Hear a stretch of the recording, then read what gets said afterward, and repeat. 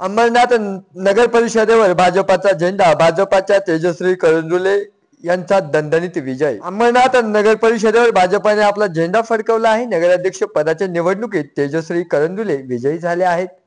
अंबरनाथ शहरात भाजप आणि शिवसेना शिंदे गट यांचा थेट सामना पाहायला मिळाला।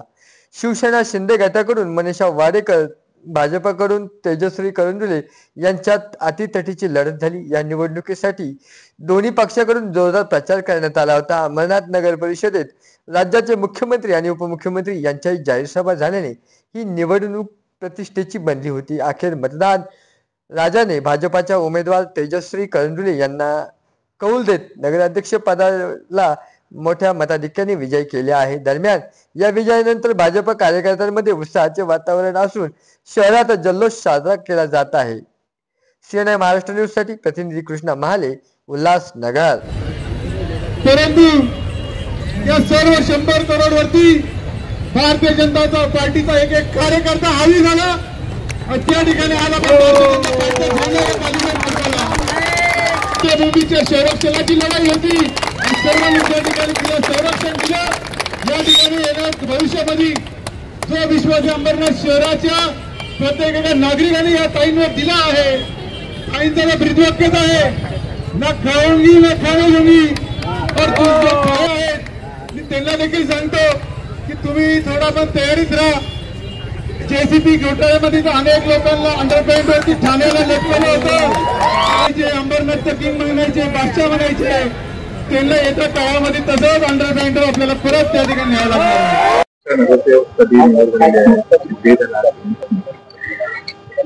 आता मी तिसऱ्यांदा निवडून आली आहे। मी जे पहिल्यापासून आज 20 वर्ष झाली माझे मिस्टर काम करतायत आणि मला माझ्या मिस्टरांचा साथ आहे म्हणून मी आतापर्यंत ही हॅट्रिक पूर्ण केलेली आहे। आणि आम्ही आम्ही कामाच्या जोरावर आम्ही तिसऱ्यांदा निवडून आलो। मतदारांच्या म्हणजे मतदारांनी आम्हाला कामाची पोचपावती दिलेली आहे। या आम्ही 3 वेळा निवडून आलेली त्याची। मतदारांना तुम्ही काय संदेश द्याल? मतदारांना एवढाच संदेश द्यायचा मला की तुम्ही कामाला महत्व देऊ नका। फक्त म्हणजे असं करता तुम्ही ना, तसं न करता तुम्ही कामाला महत्व द्या। तुम्हाला वेळेवर कोण उपयोगी पडतो, कोण तुम्हाला तुमच्या फोनवर तुमच्या घरी येतो आणि तुमची कामं करतो। आज लाखो कोटीची तुमची कामं जर एखादी व्यक्ती करून देते, नगरसेवक करून देतात, त्यांना मतदान करा।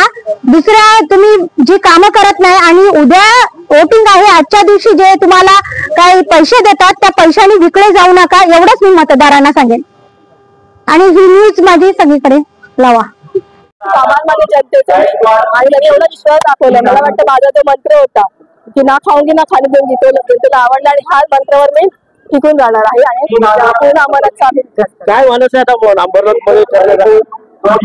मानस असं की आम्हाला जिथे काही मागे पडले पुढे घेऊन जायचे अंबरनाथला, ज्या ज्या कामं झालेल्या आहेत ती पूर्ण करायची। ज्या बेसिक समस्या आहेत तिथूनच वंचित राहिले होते अंबरनाथ, त्या पूर्ण पहिले करणार। काय वाटतं तुम्ही काय वाटतं तुम्हाला कोणाच्या मार्गदर्शनामुळे जिंकून आलात? काय त्याच्यामध्ये महत्वाचं सांगेल की आमचे रवींद्र चव्हाण साहेब त्यांच्या मार्गदर्शन आणि माझे अप्पासाहेब गुलाबराव पाटील यांच्या मार्गदर्शनाने हा प्रवास केलेला आहे। तुम्ही सांगता ना की मला 1 रुपया लागतो आणि माझे पैसे निधी जो येणार आहे कामासाठी, त्या कामासाठी वापरला हा माझा तरी प्रयत्न आहे। आणि देवाचे आभार मानेल आणि सगळ्या जनतेचे आभार मानेल, आम्हाला करायचे आभार विश्वास केला माझ्यावर आणि विश्वास